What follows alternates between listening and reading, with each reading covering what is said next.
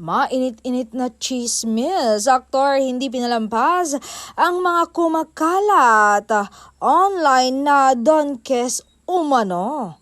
Bago ko tukuyin, mag-like ka muna at mag-subscribe for more showbiz chika. Ito na nga, hindi pinalampas ni aktor ang mga kumakalat online na hindi na natapos-tapos tungkol sa donkes.